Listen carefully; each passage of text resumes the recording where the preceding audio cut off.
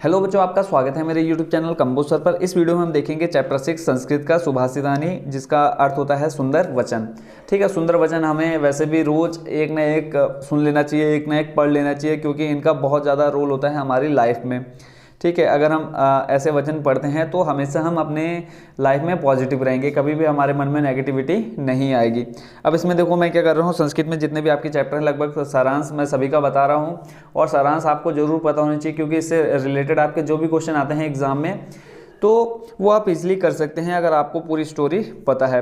तो करते हैं। देखो बच्चों, इसमें क्या है, टोटल श्लोक हैं, इन श्लोकों का मैं अर्थ बताऊंगा और एक एक करके आप अपने दिमाग में बिल्कुल फिट कर लेना है कि फर्स्ट वाला सेकंड वाला इनका अर्थ क्या है। आप बुक लीजिए, बुक में देखिए कि मैं फर्स्ट वाले का अर्थ बता रहा हूँ। मैं यहाँ पे श्लोक संस्कृत में नहीं पढ़ूंगा, हिंदी में सिर्फ उसका अर्थ बताऊंगा। तो फर्स्ट वाला जो श्लोक है, आते हैं उस पर। मैं सीधा अर्थ बता रहा हूँ। देखो इसमें कहा है, आलस्य मनुष्य के शरीर में स्थित महान शत्रु है। यानी जो आलसी व्यक्ति है वही उस शरीर का क्या है, सबसे बड़ा शत्रु है। परिश्रम के समान कोई बंधु नहीं है, यानी मेहनत के समान कोई दोस्त नहीं है, जिसके कारण मनुष्य दुखी नहीं होता। देखो अगर कोई व्यक्ति क्या है, आलसी है, तो सबसे बड़ा उसका दुश्मन कौन है, उसका आलस्य है। और कोई व्यक्ति मतलब बहुत सक्सेसफुल है तो उसका कौन है कारण, वो परिश्रम है। यानी परिश्रम करने से आप हमेशा लाइफ में सक्सेस हो जाएंगे, और अगर आप आलस करते हैं तो वही आपका सबसे बड़ा शत्रु होता है। आई होप बच्चों फर्स्ट वाले का समझ गए होंगे। शरीर का सबसे बड़ा शत्रु कौन है, आलस्य। और शरीर का सबसे बड़ा मित्र कौन है, बंधु कौन है, तो परिश्रम है। ठीक है, तो दो क्वेश्चन बनेंगे इस श्लोक से। सेकंड नंबर देखते हैं, गुणवान गुण को जानता है। यानी जो गुणवान व्यक्ति होता है वो किसको जानता है, गुण को जानता है।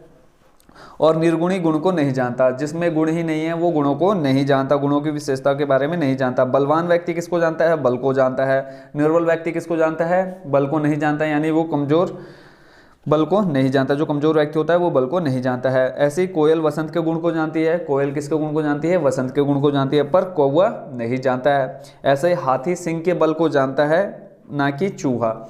यानी गुणवान, जैसे हमने फर्स्ट स्टार्टिंग में देखा कि गुणवान गुणी को जानता है, सॉरी गुणी व्यक्ति गुणों को जानता है और ना कि निर्गुण व्यक्ति जानता है। ऐसे फिर दूसरे में कहा है कि बलवान व्यक्ति बल को जानता है, निर्बल व्यक्ति नहीं जानता उसको। कोयल बसंत के गुण को जानती है, ना कि कौवा। और हाथी शेर के बल को जानता है, ना कि चूहा जानता है शेर के बल को। ठीक है, तो ये था सेकंड नंबर का सॉल्यूशन, सेकंड नंबर का अर्थ। थर्ड वाला देखते हैं, जो कारण को उद्देश्य करके अत्यधिक क्रोध करता है। यानी किसी कारण से कोई व्यक्ति अधिक क्रोध करता है, ठीक है, तो वह हाथी घोड़े बताए हुए निर्धारित भार को ढोते हैं। अब सॉरी, ये नीचे वाले में चले गया, ऊपर वाला था कि जो किसी कारण से अत्यधिक क्रोध करता है वह उसके समाप्त हो जाने पर निश्चित रूप से प्रसन्न होता है। अब क्या हो गया कि किसी ने कोई चीज़ गलत कर दी, हमने उसको गुस्से में बहुत डांट दिया, ठीक है, अगर वो सामने वाला व्यक्ति समझ जाता है तो हम क्या होते हैं, बहुत खुश हो जाते हैं। फिर आगे कहा है, जिसका मन बिना कारण के द्वेष करने वाला होता है। अब कई तो होते हैं कि भाई सामने वाले ने गलत किया तो हमने उसको डांट दिया, तो अगर वो समझ गया तो हम खुश हो जाते हैं। अब कई कैसे लोग होते हैं कि बिना कारण ही मतलब जलते रहते हैं, द्वेष दिखाते रहते हैं, गुस्सा होते रहते हैं, तो वो व्यक्ति कभी संतुष्ट ही नहीं हो सकता। ठीक है, तो ये था आपका थर्ड नंबर का भावार्थ। फोर्थ नंबर देखते हैं, पशुओं के द्वारा भी कहा हुआ अर्थ ग्रहण किया जाता है। ठीक है, यानी पशु भी जो होते हैं वो आपस में कोई ना कोई अर्थ रखते हैं। अब इसमें देखो क्या है, हाथी और घोड़े बताए हुए भार को ढोते हुए। हाथी और घोड़े का काम क्या है, भार को ढोना है, तो हम उस पर जितना भार रखेंगे वो उतना ढोएंगे। विद्वान व्यक्ति बिना कहे भी अनुमान लगा सकता है कि बुद्धिमान दूसरों के संकेत जन्य ज्ञान रूपी फल वाले होते हैं। अर्थात बुद्धिमान तो दूसरों के संकेतों से ही ज्ञान प्राप्त कर लेते हैं।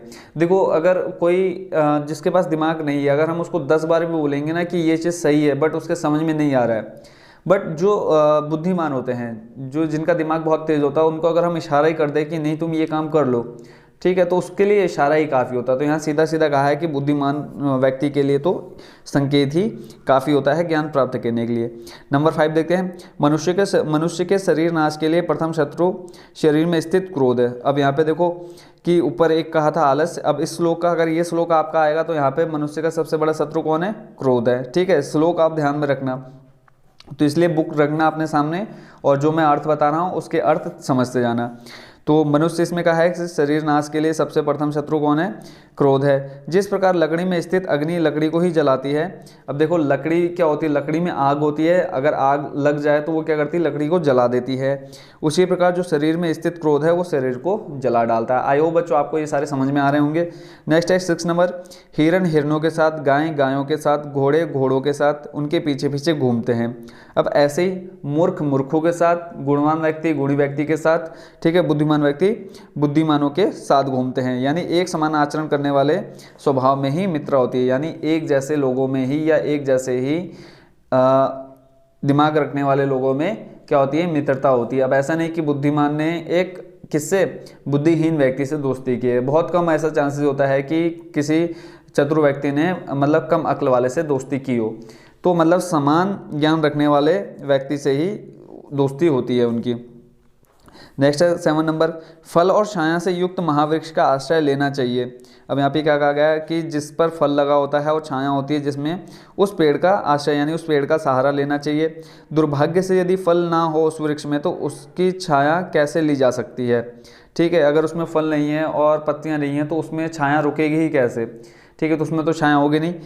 तो इसका मतलब क्या है कि हमें आश्रय किसका लेना चाहिए, जिसमें फल हो और क्या लगे हों, छाया आ रही हो। ठीक है, नेक्स्ट है आपका 8 नंबर, मनहीन अर्थात अविवेकी को समझने योग्य कोई अक्षर नहीं है। यानी जिसका मन में कोई वो ही नहीं है, क्या बोलते हैं जिसको, अक्षर नहीं है और अविवेकी हैं, जो ना तो कुछ समझता है ना कुछ समझा पाता है, तो उसको समझने योग्य कोई अक्षर नहीं है। जिस प्रकार कोई वस्तु प्रभाव ना डालती हो यानी लाइलाज हो, मूर्ख हो, उस पर प्रभाव डालने अथवा समझाने अथवा, यानी यहाँ जो सीधा सीधा इसका अर्थ निकल के आता है कि अगर मूर्ख को समझाना है, मूर्ख को समझाना बहुत मुश्किल काम है, यानी मूर्खों को आराम से आसानी से नहीं समझाया जा सकता। यानी अगर हम उसको लगातार 1 घंटे कुछ समझाते रहेंगे ना, तो उसके बाद पूछेंगे कि क्या समझ में आया, तो बोलेगा कुछ नहीं। तो यानी सीधा सीधा अर्थ क्या निकलता है कि मूर्खों को समझाने से कोई लाभ नहीं होता है। ठीक है, नेक्स्ट देखते हैं हम 8 हो गया था, 9 नंबर, महापुरुषों में सुख और दुख में एक रूपता होती है। अर्थात महापुरुष सुख दुख दोनों स्थितियों में एक समान रहते हैं। वे सुख में ना तो प्रसन्न होते हैं और ना दुख में दुखी होते हैं।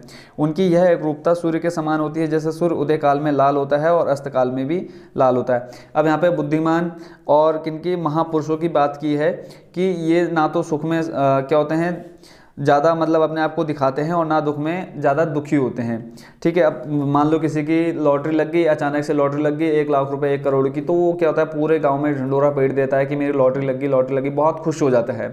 ठीक है, और ऐसे ही दुख, अगर मतलब कुछ उसका थोड़ा सा नुकसान होगा तो बहुत दुखी हो जाएगा, मतलब ऐसे कि उसका पूरा मतलब ज़िंदगी बर्बाद हो गई। तो ऐसा नहीं होना चाहिए। सुख में हमें ना तो ज़्यादा खुश होना चाहिए, दुख में ना तो ज़्यादा दुखी होना चाहिए। हमें एक समान भाव रखने चाहिए हमेशा। जैसा सूर्य, अब यहाँ पर सूर्य का उदाहरण दिया कि सूर्य जब उगता है तब भी लाल होता है और जब छिपता है तब भी लाल होता है। नंबर 10वां देख लेते हैं, इसमें कहा है, इस अद्भुत संसार में निश्चय ही कोई वस्तु निरर्थक नहीं है। अब यहाँ पे क्या कहा है, कोई भी वस्तु जो इस संसार में आई है वो बिना किसी अर्थ के नहीं हो सकती। यानी उस वस्तु का कोई ना कोई अर्थ जरूर होगा, कहीं ना कहीं उसका यूज़ जरूर होगा। बिना यूज़ के कोई भी वस्तु इस संसार में नहीं है। आप भी दिमाग लगा करके सोचिए और मेरे को कमेंट में बताना कि ऐसी कोई वस्तु है जिसका कोई अर्थ नहीं है या जिसका कोई काम नहीं है इस दुनिया में। देखो घोड़ना, यदि घोड़ा मतलब दौड़ने में वीर है, ठीक है, तो उसी प्रकार जो भार को ढोने में गधा भी वीर है। यानी गधा किस में वीर है, भार ढोने में वीर है, और घोड़ा किस में वीर है, दौड़ने में वीर है। यानी हर एक चीज़ का अपना अर्थ होता है, अपना काम होता है। ठीक है, तो ये था बच्चों आपका चैप्टर नंबर कौन सा, 6 का कंप्लीट। आपने देख लिया भावार्थ। अगर मैं इसमें 2-3 क्वेश्चन पूछ लूँ आपसे, तो पहला क्वेश्चन जो इसमें बनेगा कि अत्र किम महान रिपु कथ्यते, तो ये जो आपका फर्स्ट वाला श्लोक था वो आपको ऊपर दे रखा है और यहाँ पर बोला है कि अत्र किम महान रिपु, रिपु मतलब शत्रु कथ्यते, तो यहाँ पर किसको महान मतलब शत्रु कहा गया है। तो बताओ बच्चों कौन था पहले वाले श्लोक में, आलस्य। आलस्य मनुष्य का सबसे महान शत्रु है। नेक्स्ट जो आ गया इसमें क्वेश्चन वो है आलस्य केशाम रिपु अस्ति, यानी आलस्य किसका शत्रु है, तो मनुष्य नाम, तो मनुष्य का शत्रु है। अत्र बंधु का, यहाँ पर बंधु यानी यहाँ पर दोस्त कौन है, तो यहाँ पर दोस्त कौन था बच्चों, परिश्रम, है ना। नेक्स्ट वाला था इसमें आ जाता है आलस्यम कीदृशम रिपु अस्ति, तो आलस्यम मनुष्यनाम शरीरस्थ महान रिपु। तो ये पूर्ण वाक्य में देना था, इससे पहले वाले एक एक पद में देने थे, ठीक है, एक एक शब्द में देने थे। अब ये पूर्ण वाक्य वाला, तो यहाँ पे हमने पूरा वाक्य वाले में आंसर देख लिया। आई होप बच्चों ये चैप्टर का सारा आंसर क्वेश्चन आंसर आप इजीली कर पाएंगे। तो मिलते हैं नेक्स्ट वीडियो में। Thank you so much watching for this video.